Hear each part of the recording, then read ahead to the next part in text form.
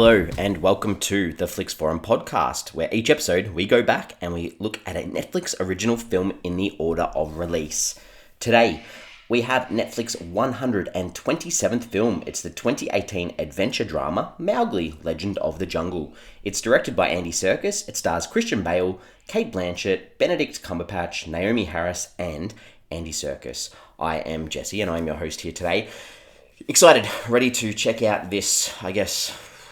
They call it an action adventure. I mean, it's the tale of the Jungle Book, which is probably very familiar with quite a few people listening. This one's a little bit of a different take. It's quite different to a lot of the Disney versions that you've possibly seen. So if you did want to watch this one, give us a pause now, go back, check it out, and then come and listen to me later on because I will be spoiling this as we go. Now, we start our show with the Fast Flicks, where I do a quick summary of the film. And I've said, the boy cub must fight for his right to stay in the jungle with his adopted family, or head back to the village to be with humans. Now, you're like, oh yeah, I've seen this film before now. That's literally the gist of the plot. It's the same plot that you would have seen, a few little differences here and there, but I think you are going to be surprised if you watch this one with how dark and scary this one is. This is not a kid's film, and I will hold off talking a little bit more about the film because I will introduce with a few little facts and some information about this film. And this idea for this film started back in 2012. So this film, before its release in 2018, was being shifted around. Various directors were tied up with this film, such as Steve Kloves, Ron Howard, Alejandro Inarritu, before Serkis was confirmed, Andy Serkis, in March 2014. So even then, still 4 years from when he was announced as director before a release.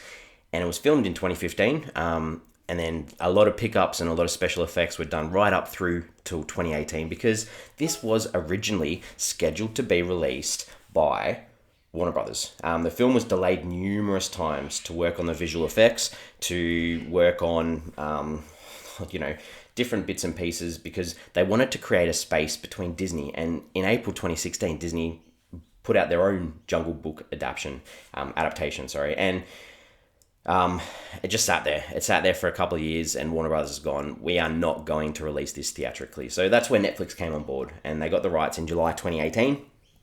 And Netflix avoiding this, and this is a bit of commentary, I guess, and Netflix purchasing this has sort of allowed Warner Brothers to avoid this massive sort of box office bomb because they felt that there was no chance that this was going to be able to be successful at the cinemas, and possibly has saved them millions of dollars for not having to promote this film either.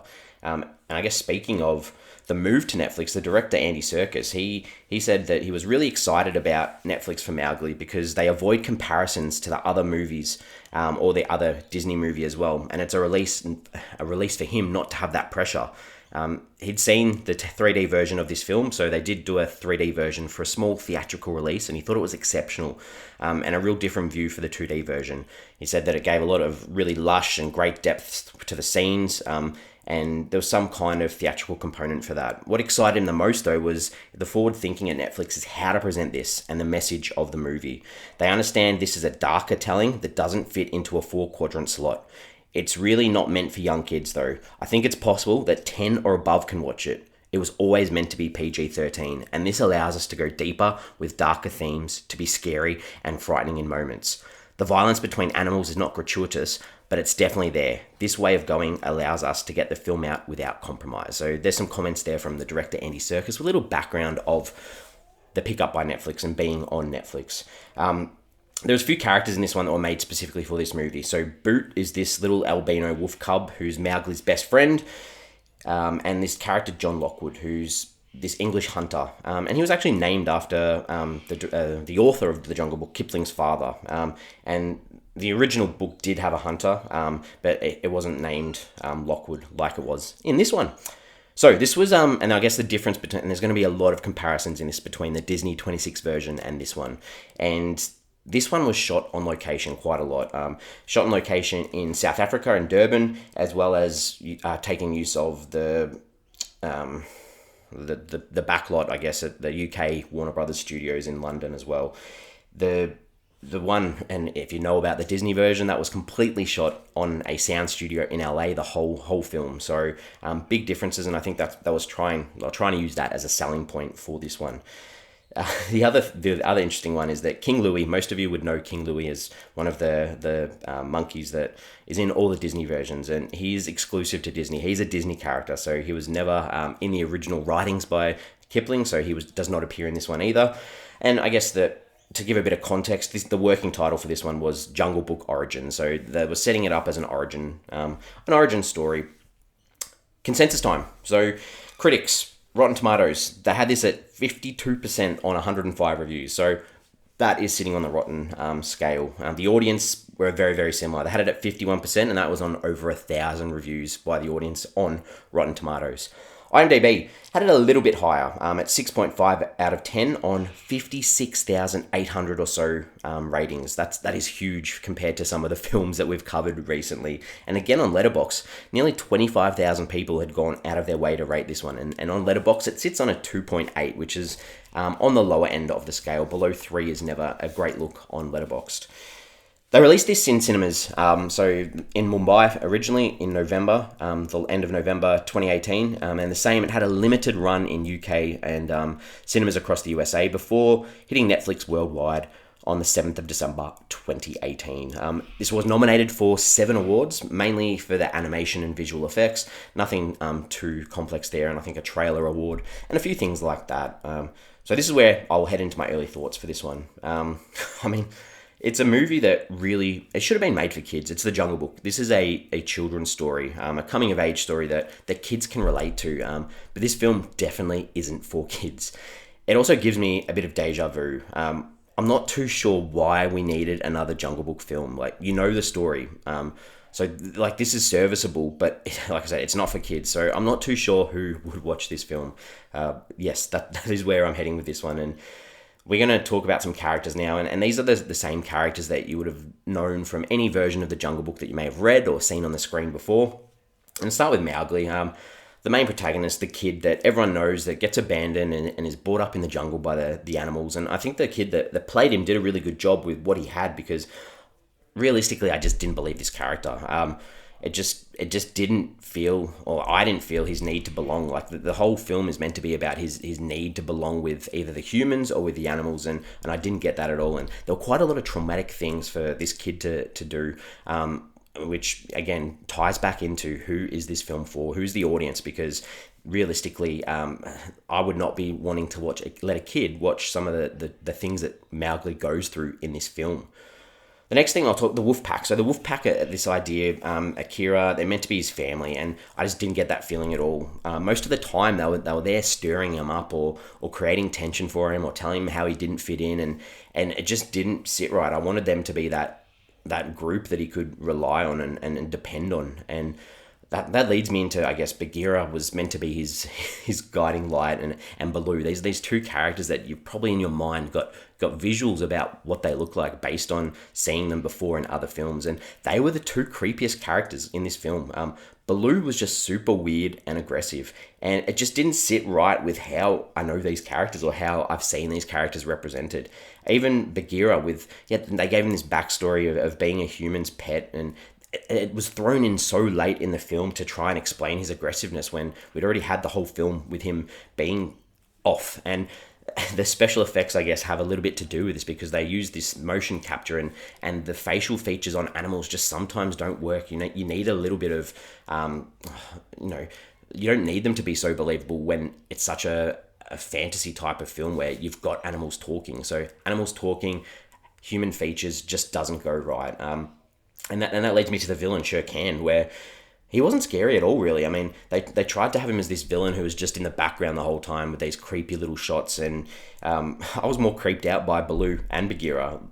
Shere Khan was literally Scar from The Lion King. The way they did the voice, the way that he tried to overtake the pack, all these things, I was just like, just brought back memories of The Lion King for me. The last character I'll touch on is Lockwood, and he was this white dude in amongst the village of all the native people, and he was just this hunting character who, apart from showing Mowgli how to cut some meat, it just dishes him off to the villagers. So he wasn't really I guess he was the human villain that they wanted to have in the film when you have these two complete separate societies running at the same time. So Andy Serkis as the director for this one, I mean, he has to be one of the hardest working people in Hollywood. I love the work he does. I mean, you'd know him as Gollum in Lord of the Rings, Caesar in Planet of the Apes, Snoke in Star Wars. He's been in heaps of the Marvel films, the Tintin motion capture film as well. So he does an awful lot of this motion capture stuff. So realistically, this film is his cup of tea. This is the type of film that he's almost born to make. And on his slate coming up next, he is directing the Venom sequel, which is due out later this year. So that will be interesting to see him with a few more humans, hopefully, in the cast that he's going to be directing. Time for some scenes. So some things that I didn't mind in this one. There's this one scene with Shere Khan, which I didn't mind.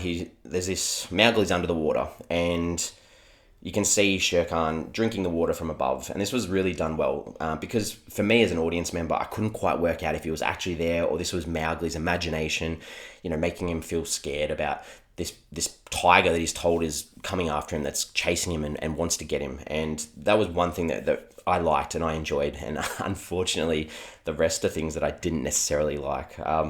Because from the start, I just found this really hard to connect. As like I mentioned before, the animals just looked so fake. It was just, and I'm not sure whether this is because I was watching it streaming on a small screen, but it just did not come across as believable one little bit. And, they tried to there's a scene where they try to set the 3 laws of the jungle up. And it was good to try and set the picture, but realistically, the 3 laws that they cover, they didn't mention anything about fire. And fire was this one thing that almost does get Mowgli discommunicated from the jungle. So it would have been nice to have that included in those laws. And then Mowgli's best mate, Boot, which is this albino wolf that we spoke about before. There's a scene where, he's trying to look out for Mowgli. He's meant to be his best friend, and Mowgli just loses it at him and pretty much tells him to get lost. And I thought this was really poor form, especially, and spoiler alert, we have mentioned this, but realistically, the next time he sees him, he's a stuffed animal in the hunter's cabin. So there was no closure there in that relationship, especially seeing as it was his best friend. I guess it did give him that motivation to turn it around and defeat, the bad humans and the bad animals. But I just didn't like that he didn't get a chance to properly say goodbye. The car scenes, like the snake with Mowgli, they were all really trippy and a bit weird and a bit too CGI for it to be believable for me. Nearly done. Like Bagheera. Bagheera visits Mowgli and he's locked in this cage with the humans, and he tells him, I didn't come here to rescue you. I've come here to tell you that you need to stay here. And I really, really, really thought that ended weirdly because Mowgli says to him, I love you. And then Bagheera just walks off. And this is that he's protected from the jungle. It just was really, really, really sad. And especially if you do have kids watching this film, that's this massive kick in the gut that this animal that's supposed to be a protector is pretty much ditching you. The other thing, there's an elephant that helps Mowgli out at times, and they make a big point of him missing half his tusk, and we work out, the hunter's taken it, and Mowgli goes and gives it back to him, and the elephant just reconnects it and puts it back on. I don't know, just did not like that at all. Last thing I just want to make an overall mention of is this reminded me way too much of The Lion King. The hyenas as these villains, Scar was seen through Shere Khan so much, and the final scene was almost this rip-off of Pride Rock, where you've got Mowgli sitting up on this rock and all the animals there are staring at him, looking at him to be their sort of leader. Just the symbolism and the imagery of that was just way too much to finish this film for me. Okay, time to look at some themes and some ideas, and this one had a lot going throughout. You've got this idea of friendship with Mowgli and his albino friend, but that sort of gets blown up in your face. You've got this idea of teamwork, them all working together. Family can be what you want it to be, and that's okay. Like, they're all working together. You've got this idea of, Mowgli wanting to decide who his family is, and at the same stage, this is like his rite of passage. He's got to do this run through the jungle with all the animals. He's got to go through this festival, carnival-like type ritual with the humans, and it's like, which one does he choose? And that wasn't done too badly, I guess. And the last thing is this idea too of deforestation or man killing nature and invading on each other's space, which is done in all the Jungle Book adaptations as well. And I think I need to take away from this one that this on a big screen in a cinema would have been better. It wouldn't have been so graphic and in your face with these visual effects. I think on a big screen this definitely would have worked a lot more for myself. IMDb time. This is where we if we jump onto IMDb to check out any of the people on the screen that may ring a bell with us, this is what we do. And I looked up the character Lockwood, the white male hunter. He's played by a guy called Matthew Rhys, and he's just one of those faces that looked so familiar for me. And I think the only thing that I've seen him in is the film called Burnt with Bradley Cooper, and at that's a massive stretch. So just a real familiar face. I really thought I knew him from something, but I didn't. And I think that's almost time to wrap this one up. I mean, we give the film a rating out of 5 on the Flicks Forum podcast. And I'm just going to finish with that, Disney have done 5 feature versions in some way or another. And even though a few of those, of The Jungle Book, and even though a few of them have been stinkers, I think I still enjoyed them more than I did with this one. This was way too dark. I thought the special effects were really, really ordinary. And you can see why this was delayed for so long. It is really hard to target and pitch this for a specific audience. Unfortunately, films with the same story all come out at the same time. This happens a lot in Hollywood, and I think this one's the lesser. Check out that 2016 Disney version. It's a much, much better film. I'm going to give this a 2 out of 5. Now, I know that my co-host MJ has seen this film, and he's giving it a 3. So as a Flicks Forum average, that'll give us a 2.5, which I think sits nicely for this film.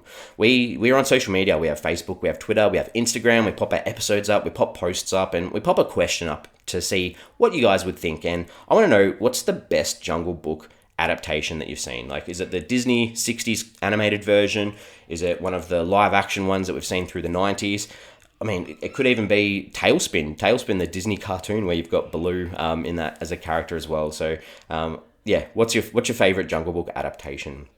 Please do subscribe. Hit us up. Apple Podcast, you can find us. Spotify, anywhere where you can find good podcasts, you can find us. And I will be back again next week for our next Flicks Forum original film. And that is going to be the 2018 Mexican drama, Roma. It's directed and written by Alfonso Cuarón, and it stars Yalitza Aparicio and Marina de Tavira. So, looking forward to that one. I have seen Roma. I'm looking forward to discussing it, and I would like to thank you for keeping me company as we've discussed Mowgli today, and I will see you next week.